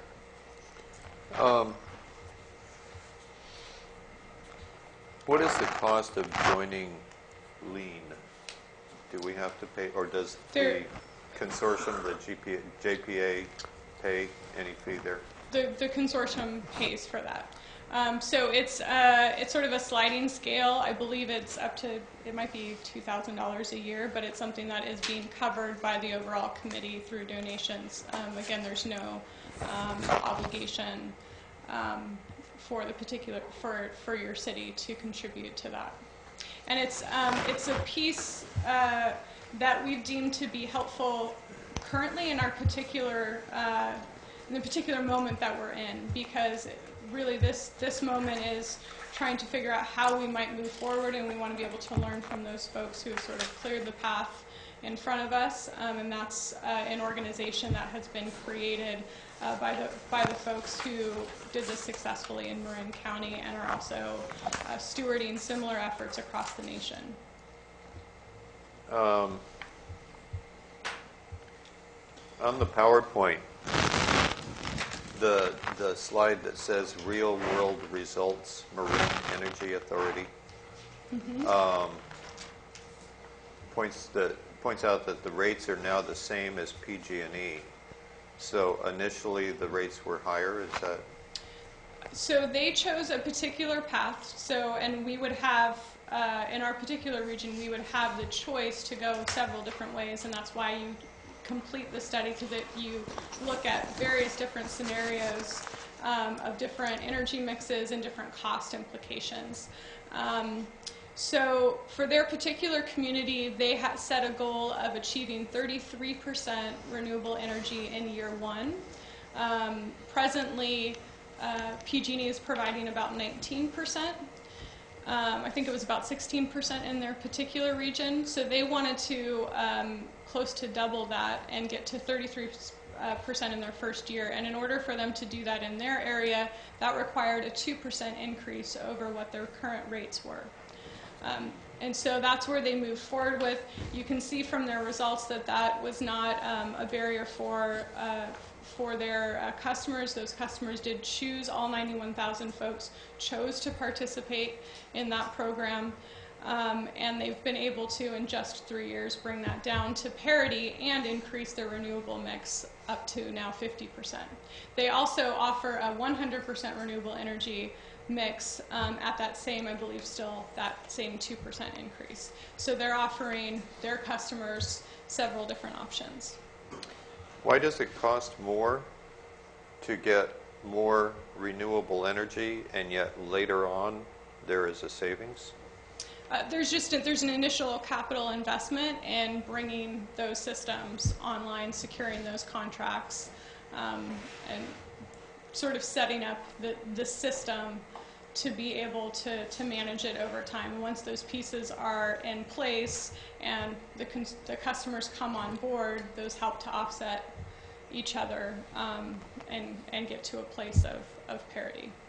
So these renewable energy sources are able to provide energy, but they need capital investment from the ratepayers in order to do that?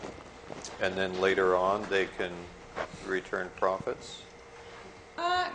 Not necessarily. So the way that it sort of starts off in the beginning is you're going out to the existing marketplace of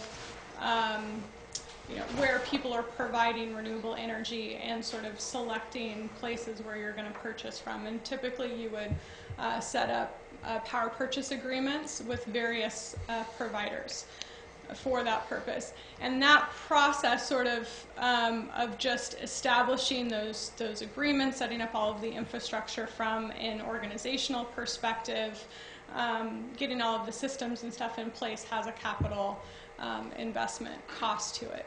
So, and at the same time, you're not sure what your energy, your consumer pool is going to be right out of the gate. So I think in Marin's case, they started with 8,000 customers in their earliest days.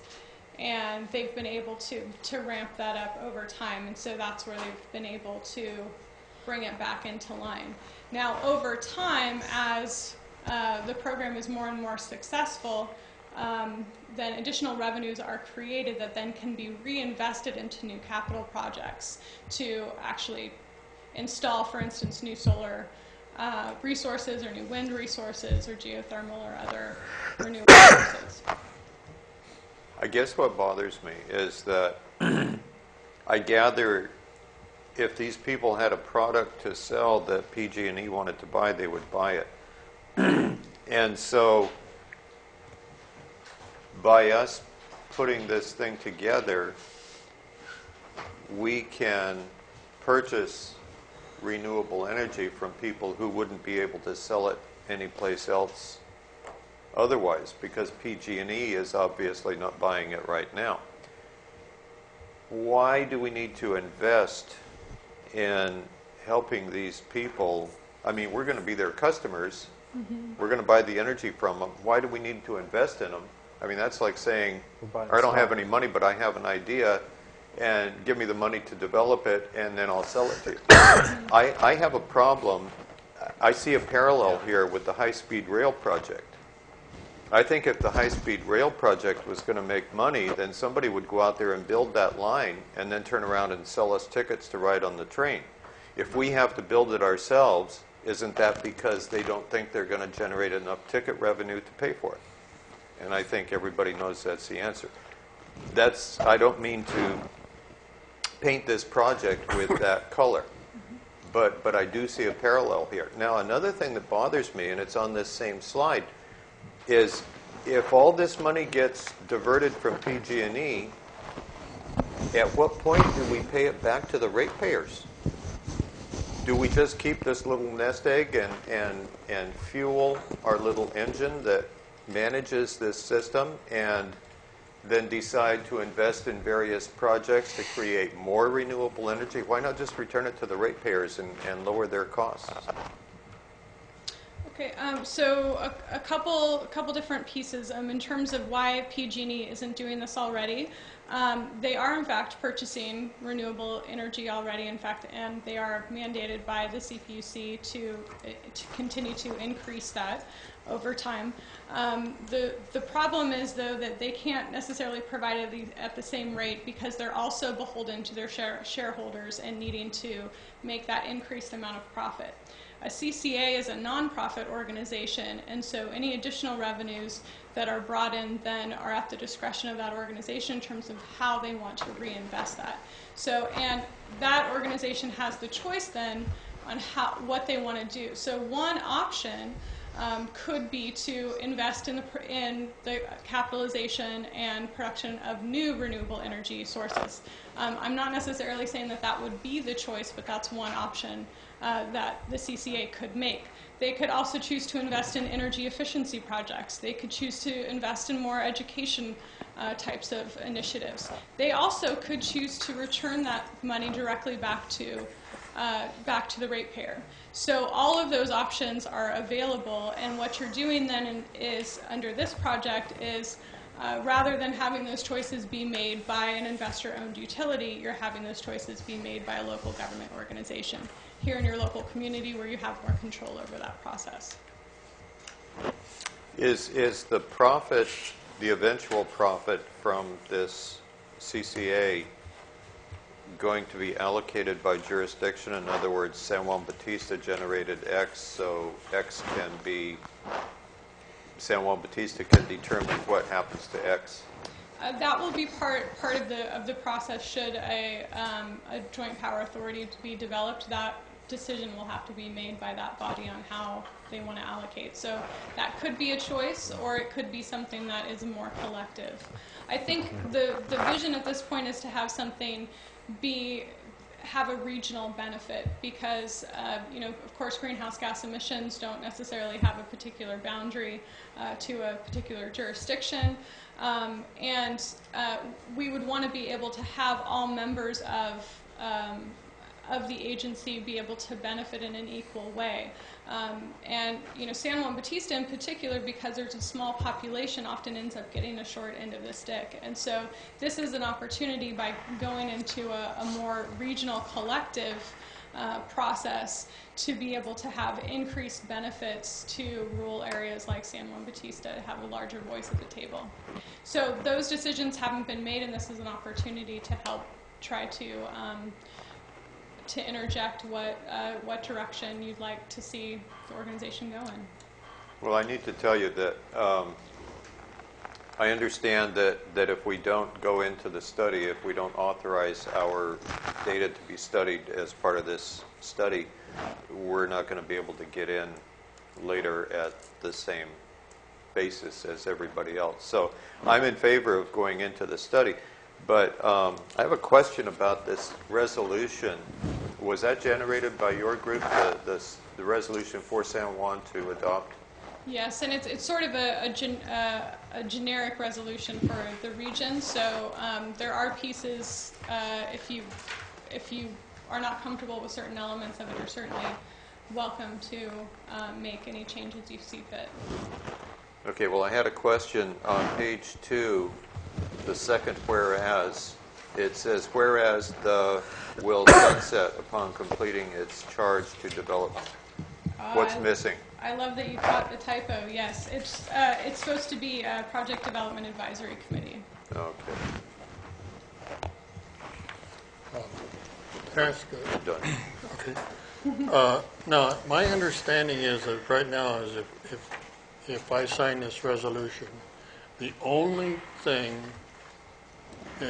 this is really authorizing you to do is collect our energy use information from PG&E.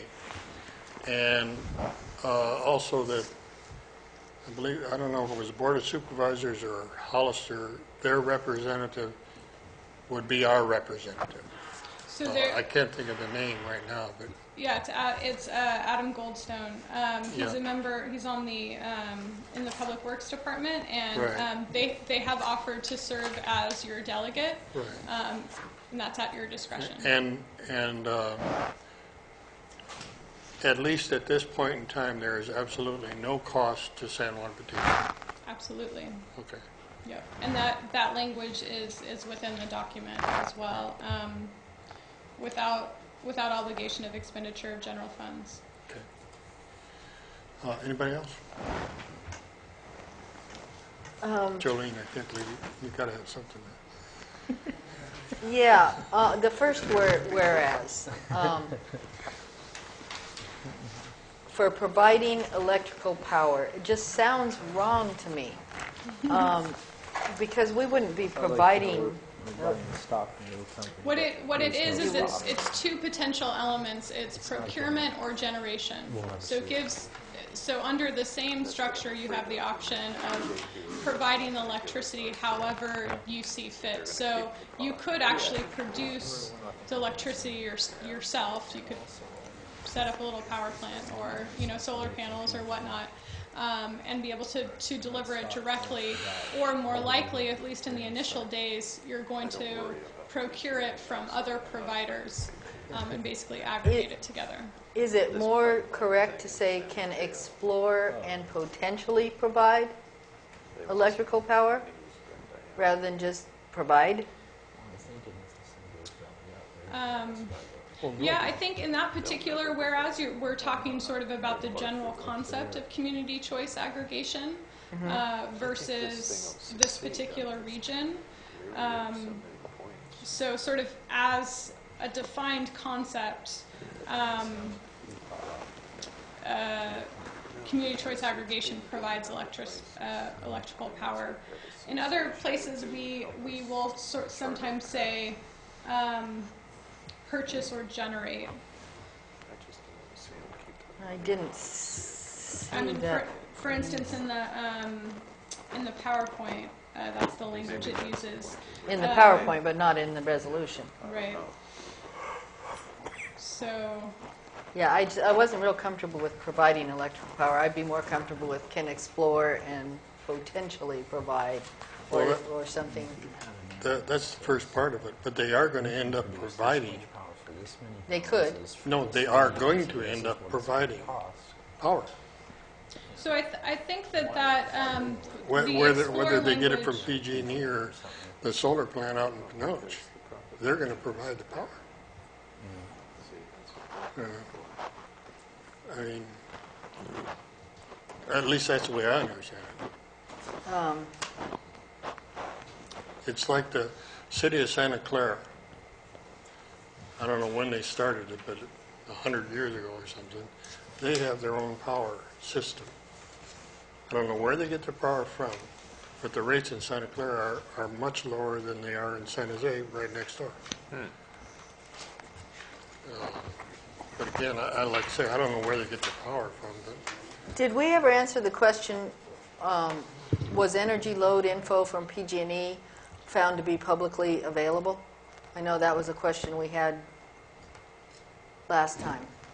Yeah, we cannot obtain that same level of data sort of publicly, and so we would need your authorization. Yeah, our authorization. Yeah. But the question was, isn't that info free once we authorize it? And so what are we really gaining?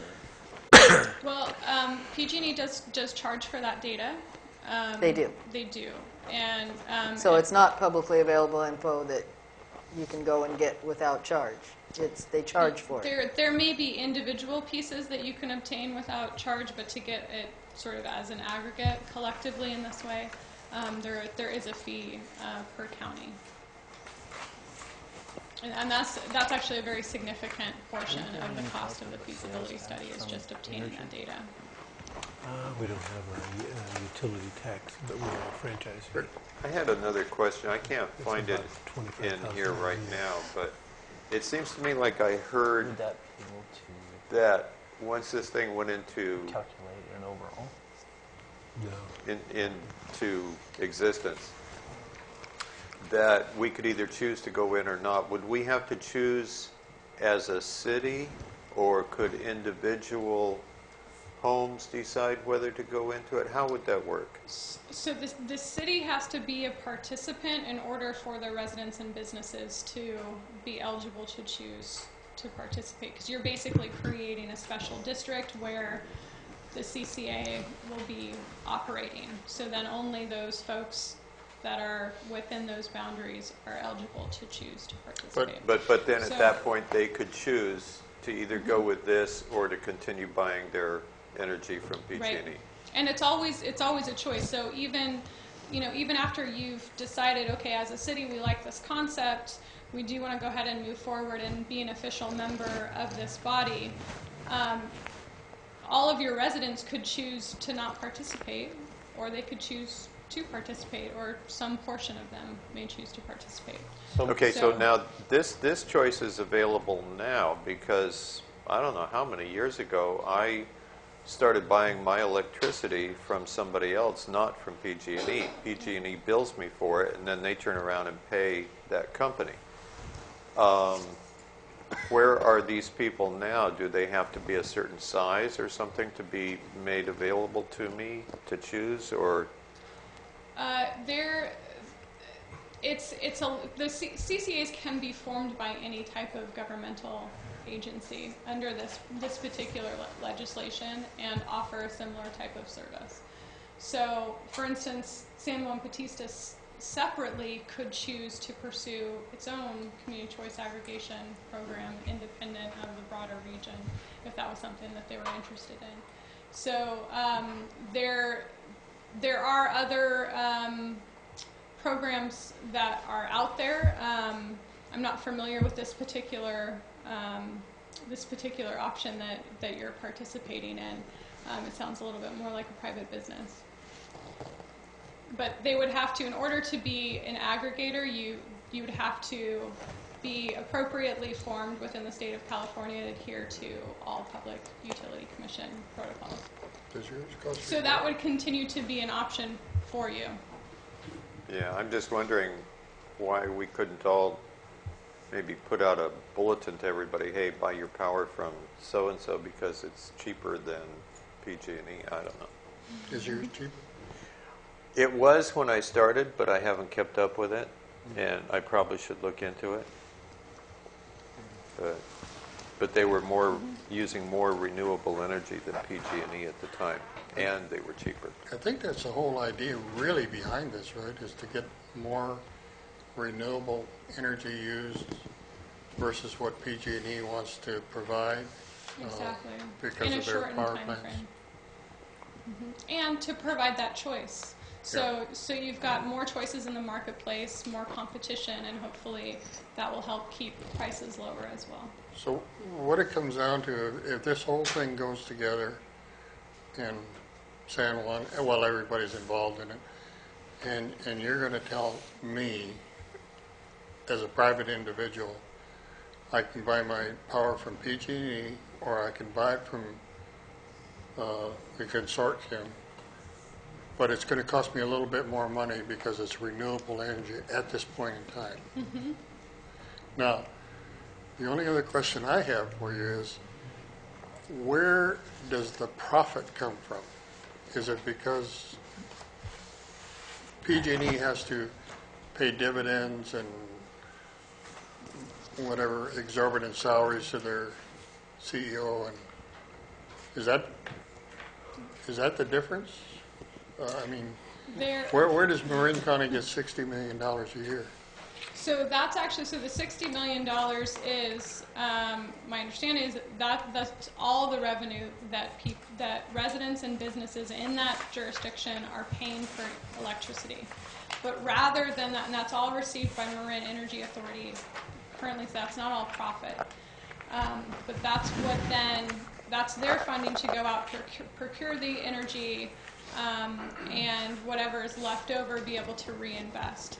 But all of that then gets invested in their local community rather than getting pulled out to a third-party investor-owned utility and expended somewhere else outside the region. Yeah. So there's not really $60 million of profit. There's $60 million of It's local investment, and I think that's really the key. It's you're not necessarily creating new dollars. You're moving those dollars into your local community. Potentially, if the city does end up joining in after the study, they decide it's a good idea, then there is a cost to the city to join? There would be a cost at that point, and that's part, again, of what the feasibility study is going to assess, is what is that cost. What and would that be the depends cost? on what strategy decides to be pursued.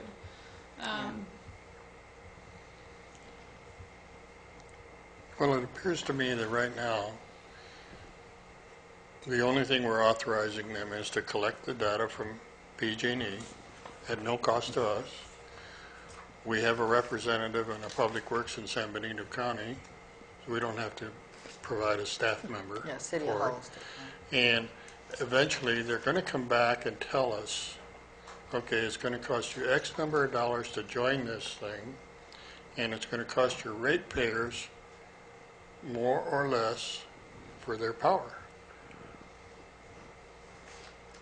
I mean, to me, that's what a feasibility study is. Right. You come back to us and say, okay, this is what we've determined from the information we gathered. I think. And at that point in time, we say, you know, maybe they'll say, oh, it's going to cost you $250,000 to join this thing. We don't have We $250,000. might say no to $2,000 too, because it might not be beneficial. But until you do the study, you don't know how much it's going to cost. And I do just also want to mention that even though there would be a fee for that next piece, for instance, what's happened in Marin is those dollars that were invested in establishing the authority and actually launching the program now have been paid back with interest within 3 years. So you're talking about, you know, even if our particular community has a slightly longer time scale, you're talking about an upfront investment that has the opportunity to be repaid at a very quick time scale. At least that's what it looks like. And the study would determine this too, correct? Right. Exactly. So at some point in time, they're going to come back to us and say, okay, this is what we came up with. Do you like it or don't you? Mm-hmm. I mean, I may be making it simplistic, but...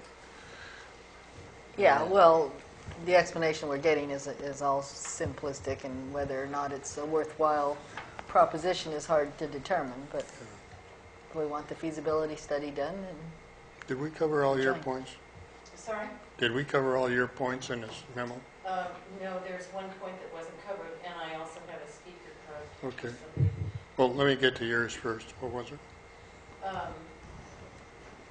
I was just thinking that this reso, as resos can be changed at the meeting, if it included at the following some of these paragraphs that refer to what the city of San Juan Bautista is committing to, at the very end of it, if it said, at no cost to the city.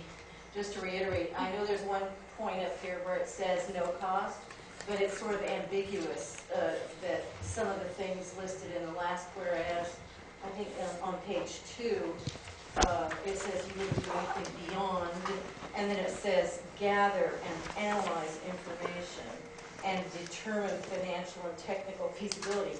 Those things cost money, so I understand what it means, but it doesn't say that. So adding that at no cost to the city on those whereases, in my opinion, would make me as a resident feel much better. So where would you add that? At the end of each whereas, on the, let's see, the 4th whereas on that page, and the 5th whereas on that page, and the 6th whereas on that page. At the very end of that paragraph, you would say, at no cost to the city. Oh, at the end of the paragraph? Yes, at the very end of the... On the each 4th, one of those. Just, the 4th, 5th, and 6th? yes. That's just my opinion, and it would just make me feel more comfortable that there would be no ambiguity in that case. So aggregation technical study at no cost to the city, Blah, blah, blah, yes.